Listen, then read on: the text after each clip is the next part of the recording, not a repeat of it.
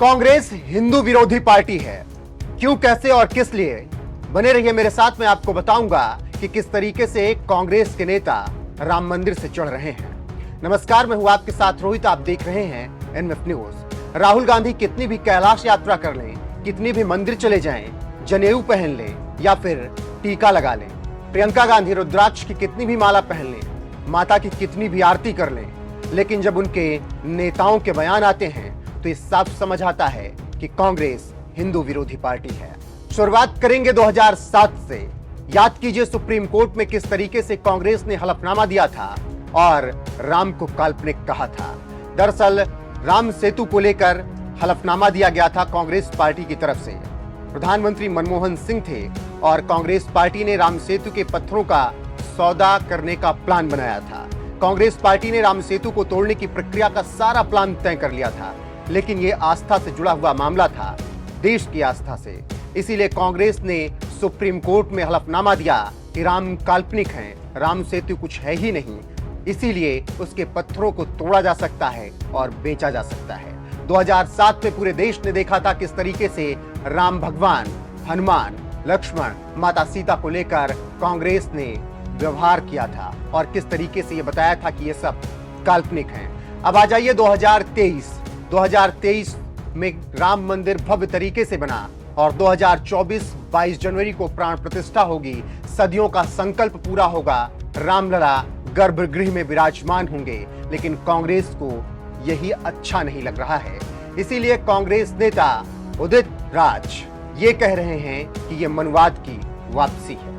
जी हां, उन्होंने एक ट्वीट किया है और एक्स पे लिखा है, मतलब 500 वर्ष बाद मनवाद की वापसी हो रही है। हालांकि उन्होंने सीधे तौर पर राम मंदिर को नहीं लिखा है, नाम राम मंदिर का मेंशन कहीं पर किया है, लेकिन जिस तरीके से उन्होंने ये ट्वीट किया है उससे साफ समझ आता है कि 500-700 सालों का संघर्ष जो पूर्ण होने जा रहा है उससे डॉक्टर उदित राज चिढ़े हुए हैं।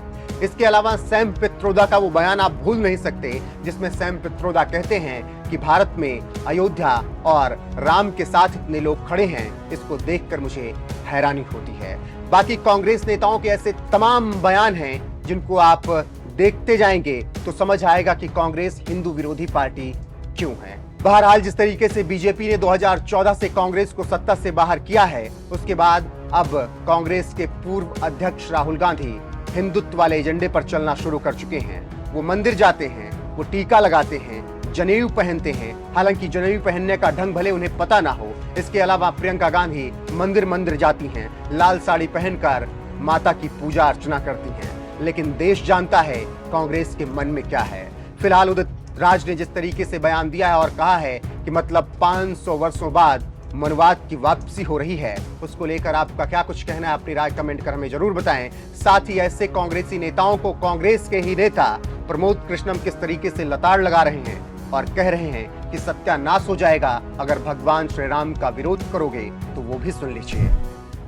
राम के बिना, सनातन के बिना न भारत की कल्पना की जा सकती है, न भारतीय लोकतंत्र की कल्पना की जा सकती है। इसीलिए भारत के संविधान पे श्री राम दरबार के चित्र अंकित हैं। भारत और सनातन अलग नहीं है।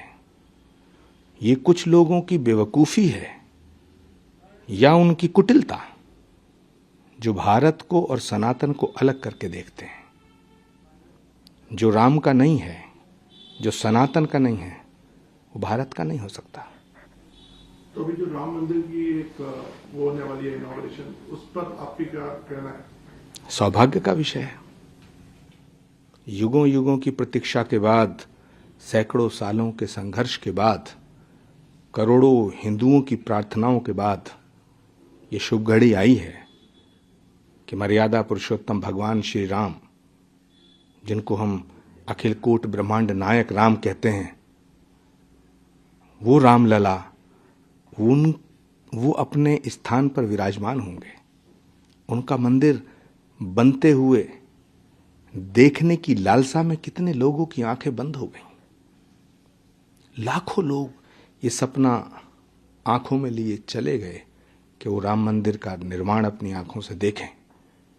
हम सौभाग्यशाली हैं। पूरे भारत का सौभाग्य ये कि भगवान श्री राम के मंदिर का उद्घाटन होते हुए हम देखेंगे। सर आपने सनातन की बात की, सनातन और भारत एक है, लेकिन हमने अभी कुछ बयान देखे और स्पेशली जैसे दयानिधि मारन तो जो के मारन साहब का जो बयान आया और कई और लोगों के अपने बयान देखे, तो आपको क्या लगता है कि जो सनातन पे हाल में बयान आ रहे हैं कुछ इंडिया अलायंस के लोगों का, कुछ विपक्ष के लोगों का, इसका भरा विरोध भी हुआ, आप इसको किस तरह से देखते हैं?